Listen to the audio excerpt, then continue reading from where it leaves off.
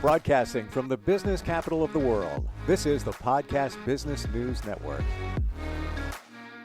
What you think about this for a second? Video is pretty much everything when you're looking online, social media, everywhere. I'm trying to remember the stat, but since COVID in the last year or so, video consumption is up like 84%. Everywhere you look, there's video. I agree. Yeah.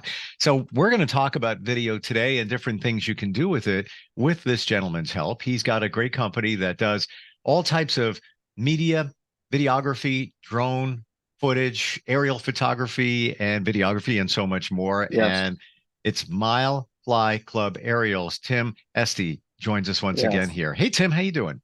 I'm great. How are you? Fantastic. And love talking to you. Last time we got together and going deeper into drone video, we kind of focused on that a little bit more.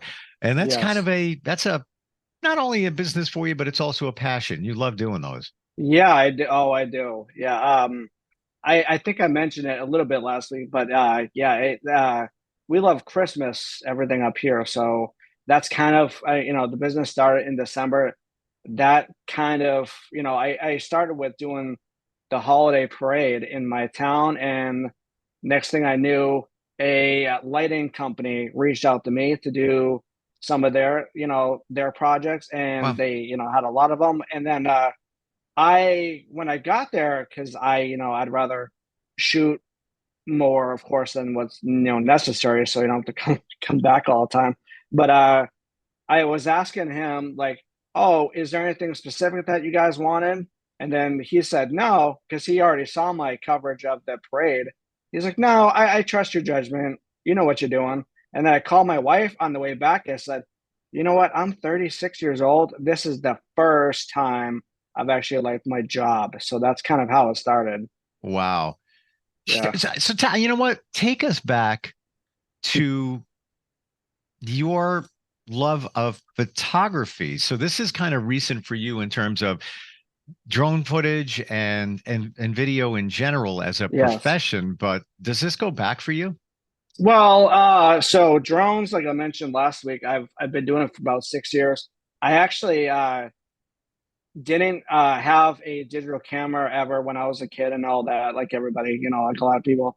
I wish I started something like this, a passion like you at 17. I had no idea what I was going to do at 17, but I had a digital camera I used that my parents, owned. So once I realized, the opportunity was here for me to get like into real estate as well as, videography and everything, I had to actually get a digital camera, which, it's not the most expensive one you can get. But so I always, like everybody else, like always took photos, and I made sure, and I probably, to tell you the truth, if my wife was here, she could probably tell you how kind of annoying it was, to always and take pictures just like everybody else. But I didn't put two and two together, kind of like moving up here to Maine. Like my wife and I, we always like vacationed up here, like a lot of people. I didn't realize, like in Wells, for example, I'm the town next over to Wells. I didn't realize that was going to happen, but everything happens for a reason, I feel. I get from where you are, a very small town kind of feel, where you do business for one person and they're like, hey, that's really cool. Like the Holiday Light Company referring you to do things. And I never even thought of how amazing it must be with drone video of a of a parade. Wow. Yeah. Parades, you name it. So this weekend we have a pretty big event here in town called, it's a strawberry festival, but there's 25,000 visitors here. So, but that's it. And then, the town, which is great for me because my kids are going to obviously grow up in the school. They're reaching out, I'm reaching out too, but there's other events like a Lantern Fest. These small towns up here in Maine are great because everybody likes, small business. And my wife actually has she has a business too. She does sweet treats, like homemade treats for like birthday parties and stuff.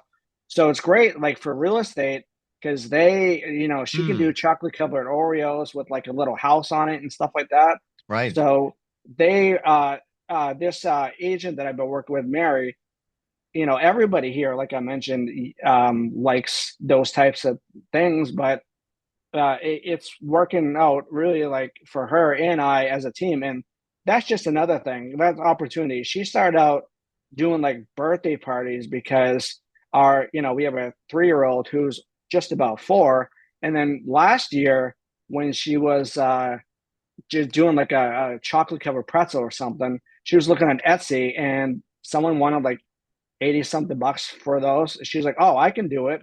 I'm like, "Yeah, I know you can." Like, she's more artistic than me. The drone and the cameras and all that, I just know angles, so it's the cameras that are taking the pictures, but she's doing everything. I'm like, "Yeah, I know you can do this, and I feel like you should, like, you have to do this." And that's kind of how that started. Your wife just called and she says, "When are you going to make a video for my business?" Yeah, anytime she wants. So, uh, a lot of these like the drone footage and pretty much the videography, like the Strawberry Festival, we're going because that's a huge event. Like we're going anyways. So I'm just I have a gimbal that I mentioned that last week, but I use on my phone. And like we're going, this doesn't even take much room. I don't need a backpack or anything. So I'm literally just filming what we're already doing. Like we're gonna take the trolley. My little one's gonna go on some rides. We're gonna take pictures of that, and of course eat a ton of strawberries and shortcake and cheesecake and all that. So I think it's kind of like the holidays, excuse me, events, just kind of like bringing it with you. You never know. Like I reached out to these people and this I think is going to work, but it's all opportunity and just like bringing that with me. Cause yeah, you never know. Mm. That's a really good point. You never know what shot you're going to get and where that could help somebody else and maybe even turn into business. So up there in the New England area, Southern Maine, Yeah. how far will you go if somebody needs some work done? Uh, it really depends what it is. Sure, Normally like sure. for like real estate, it's like 50 miles, but, I just did one at Hampton Beach, and that took me like an hour and a half to get there, uh, each way. But I mean, that's not a problem because the event that I went to, I've been going since I was like 13. They have never had drone footage, believe it or not, because of that Part 107 certification I was telling you about last week. Uh-huh. They've had probably like 100 people wanted to do something like that, but because commercial reasons, you have to have that Part 107. So I reached out to them.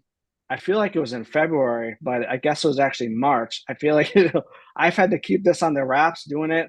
This is the first time they actually did like a professional, like, well, kind of, I hope it is professional, but like a first time doing like an actual drone in there in its 24 years. So anyways, I've been going to this event as a spectator for, since I was 13. So it was pretty cool to be down in the pit, they call it, where the sandcastles are. No one's really allowed down there to get that up close, but it was awesome for me. Mm. We're going to look at that video freshly shot in just a moment, but I want to go back to the Part 107 certification from the FAA on Sure. the drone footage. Now, this John shows up to shoot. Tim shows up to shoot. Tim has the 107 certification, Part 107. Um, who knows the difference? John is showing up and he's got a drone. He just wants to shoot some video. How is he? How do they know who's got what certification? So you can say it, of course, that but they're really not supposed to really ask or request. They should, like a realtor, for example, if they get caught without anyone like that, which, like I was saying last week, the odds, up here in Maine, probably it's not going to happen. But anyways, I think not the realtor especially, but I think the real estate agency can get a fine of like $10,000 or something. Wow. So Okay. yeah, so that's literally the first thing I did before I even like bought a new drone and wanted to do this. I said, well, I gotta, study for like a month and get this thing because it's very important. Some people do, this kind of drone work for like 6 months before they get it, but then it's not really that much of a risk here, but you never know. Yeah. But this Hampton Beach one, the feeling that I got is because I had this. This is why I went, because the person, Lisa, that I was talking to for months, she said a lot of people have reached out about this, but that that is probably the reason they never went with them. I didn't really, talk once I realized that I was going to be hired. I didn't really talk about anybody else, but I also think that just like last week I was mentioning, technology, like in the past, like 24 years ago, for example, it wasn't nearly like it is now. So I think, yeah, that's another example Yeah. of how everything happens for a reason when it happens. For sure. And there's a distinction there. If you're hiring somebody for drone video to ask to see their Part 107 FAA certification, because you could be on the hook, like you're Yeah, saying, and right. Yeah. maybe liable for some pretty heavy fines if let's just say, hypothetically, worst case scenario I'm looking at here, somebody hires a real estate hires John, who doesn't have a certification, to shoot drone video on $1 million or $2 million house. Now Hmm. it's in the budget. Real estate company wants to get it done. He's shooting, and something happens. He goes too high, plane, whatever, and Yep. now they hired him, and essentially they're on the hook for what happened. So yeah, Yeah. you want to be sure. Don't want to take any chances for Yeah. sure. So last week I mentioned I went to Portland to do some real estate work, and I had that issue in Portland, actually, in Portland, Maine, of course, with getting above 100 feet. Like I was talking about Yeah. how my drone wasn't working, but this time I went to 85 feet, so everything was fine. But when you're in a restricted airspace, luckily my drone didn't like seize up, but it says right there, like you get a bunch of warnings, and you actually have to click accept, like because it says right on your controller, if there's an accident or whatever, you are liable, like you're responsible, and you have to hit accept, like I accept responsibility before it Yeah. even will take off. So it's pretty serious. Oh yeah. I have a marketing company, and I will tell you, it was before COVID. So let's call it 5 years ago. Uh, Wanted a different shot of a bank. They've done this brochure every year, the yearly earnings for stock holders and everything, and the board. And we just wanted a shot that was up high of the building. It's a big building. And a friend of mine has a drone. He does photography. He's not certified. And he Hmm. comes out and he's ready. Back then, I didn't know you need, these certifications. He goes to Sure. shoot it. But fortunately, to your point, it said restricted airspace. We couldn't shoot the video. We couldn't because there's a small airport nearby. He was Yeah. able to go maybe 30 feet off the ground and just take a couple of, not even video, just a couple of quick shots, and that was the end of it. But yeah, to your point, there's reasons why these guidelines are in place, because imagine if people go out there and start buying drones all over, and gosh forbid something happens. Yeah, it's yeah, something that's interesting. You don't think about it, kind of like when my drone seized up. I didn't realize, of course, because I don't really have to deal with it a ton around here, with restricted airspace. But yeah, that just shows it. Sure. It's kind of like if you get caught, without your driver's license or Hmm. whatever the case may be. Well, But also, yeah, also, sorry to cut you off. The Hampton Beach one, they had to actually get like a permit because it's the state of New Hampshire, like the state parks of New Hampshire, like it's all government and everything. mm, So they had wow. to get like a permit, even though I was certified for that one specific day, which was not the best. I mean, it worked out, but Thursday and Friday were like absolutely beautiful. But the permit was for June 22nd, which was Saturday, and we it took her what I think, a month to get that permit. So luckily I reached out in March because everything takes a while, so, but anyways, I had to do it on that day specifically. And I had to wait until the sand sculptors were done and out of the pit because flying over people and all that. But the first I got there and it was, we were soaked. It was pouring, Oh, and wow. I'm like, am I even going to be able to do this today? Like, it took probably 2 hours until I was able to do that. I got home at like 8 o'clock, and then we had my daughter's fourth birthday party on Sunday, so I wasn't able to get that lady Lisa this footage until last night. Because that was 3-4 hours of editing, because Sure. this is the largest event I'm gonna do this year. They have, like, I think it's like, on Facebook she was saying 84,000 fans, but visitors they get like 2 million. So it's a Hmm. pretty big event. We're going to play the video right now. If you're listening to the audio portion of this, we'll describe it after the video is done. But this is the Hampton Beach Sandcastle competition shot by Tim and his company. Check it out.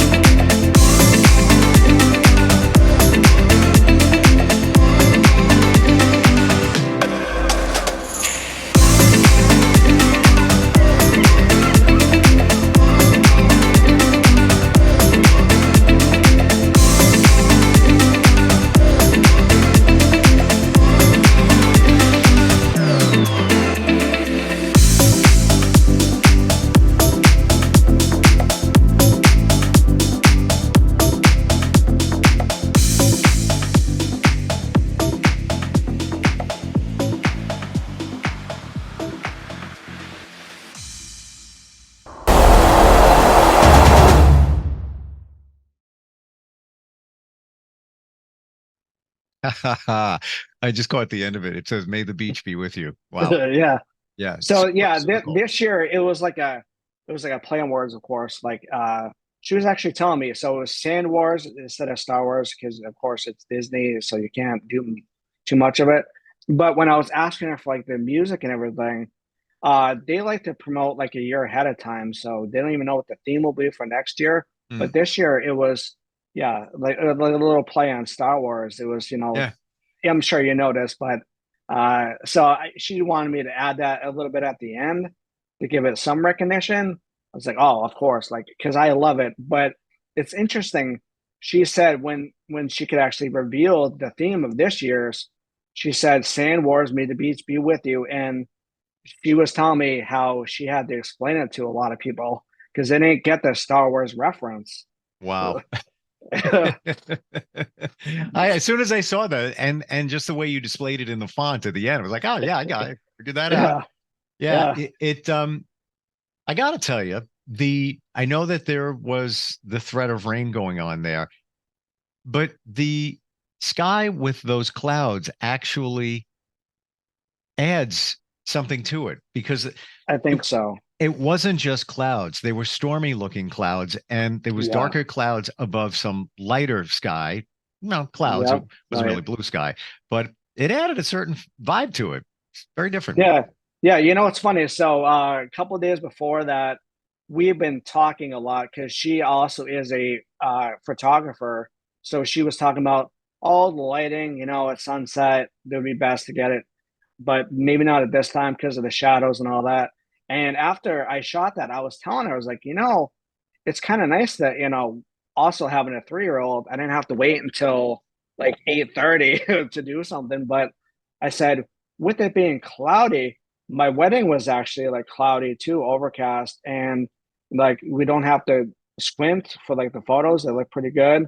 I said, actually, I think it's pretty like we didn't have to worry about shadows or anything like that with the cloudiness. Hmm. Well, isn't it? Yeah, that I've often heard from photographers that that is some of the best ways to shoot with Yeah. clouds because you don't have those shadows. And not only that, I'm a baby. I say like in the heat, humidity, and that. I mean, I'm not out there all day like those sand sculpting, the contenders were, but still, I would be a little hot. But that day was because of the rain and everything. It was probably 25 degrees cooler than it was just like a day or two of that, ahead of time. So it was only like 63 degrees, which for me, I mean, I'm kind of glad that I live up here in Maine or, in the seacoast, I should say, in New England, because when we have humidity, it's like a humidity, everybody kind of like freaks out because it's so humid, but it's like usually 3 days. If I Hmm. was doing something in Florida, I mean, I guess you get used to it, but still, that was nice that I got a little break from that. So it worked out, but that's just to show you, I was kind of like sweating a little bit when I first got there. No one could tell, but I think if not physically, mentally sweating because I'm like, am I even going to be able to do this? Obviously, you can't do a drone in the rain. I can use my phone, but I like this because it was a mix. I like Hmm. doing the mix of the ground and the drone, which was good. I don't know if you saw that, but the sand sculptures were kind of close to people, railings, telephone poles, and all that. Yep. So if I just brought my drone, I wouldn't have been able to get that close like comfortably because I was using that DJI Mini 4 that I was mentioning before. Any like good wind gust either goes into somebody, into something, or those sandcastles, and I don't want to be Ooh. responsible for anything. So I told her, I said, you know what?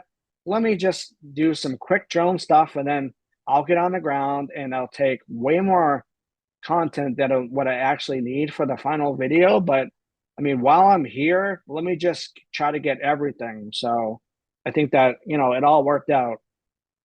I never even thought of that. That if a drone, if you go in close, you want to get a close shot of a sand sculpture. If you get a gust of winds, that could Yeah. send it right into the sculpture and literally ruin it. Yeah, Wow. I have a larger drone because of that reason. It doesn't happen quite as much, but yeah, because that's only 249 grams, so and at the beach you're dealing with gusts of wind pretty much all day. Right. Luckily weather apps and everything are, pretty accurate because I'm watching as we're going there. Literally, I'm watching how the wind is, and anything like over, I would say over 10 to 15 miles an hour, I wouldn't want to even do it. Number one, it would look bad in the footage, but yeah, something serious could happen to it. But Mm. yeah, luckily it was just raining. It wasn't like a typically breezy day or anything. So it Wow. actually, yeah, it worked out. And I really gotta say, the drone video, even though you're not going in for the close shots of the sandcastles, which if you could do it without worry, would Right. be kind of cool. Let's say if you got lucky one day and there was no wind and you could kind of, Yeah. zoom, but the drone shot gives the establishing shot so you can get a feel for where this is placed on the beach, where the people Yeah. are in proximity to the sculptures, how close they are together. Uh, Yeah. I think that's just as important as the close-ups of the sculptures themselves. How do we find you? If somebody wants to see some samples of your work, Tim, ask some questions, maybe feel you out for a project, how do they find you? So I have Mile Fly Club aerials, play on words. estey.com is my website, but I also have an Instagram business page with the same, tagline, business Facebook. I have a YouTube. My number is 603-303-0327. Even though I moved to Maine, it's not a 207 area code like here.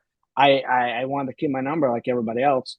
Sure. So, and I'm really responsive, of course, have to be, but I also usually put content on my website, for example, as soon as I can. I'm a fan of sharing, sharing everything. So this video, I'm doing like a few more of these, but this was a pretty big event.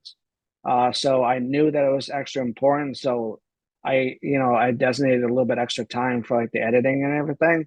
But yeah, I would say, yeah, very responsive because of course you have to be. But text is good. Call is good.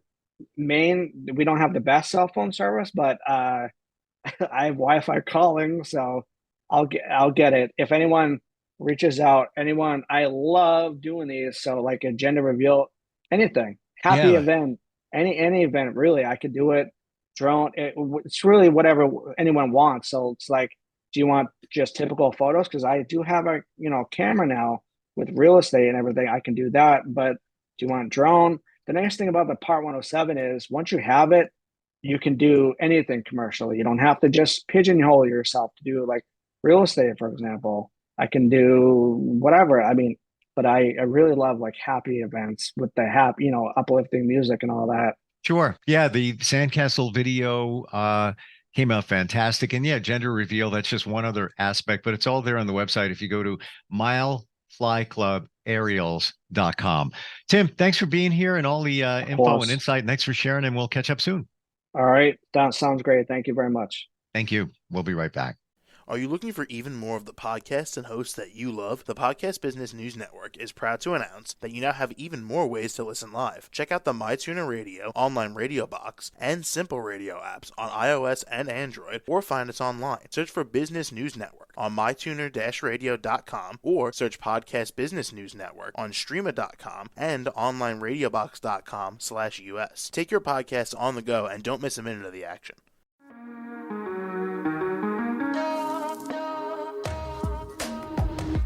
Broadcasting from the business capital of the world, this is the Podcast Business News Network.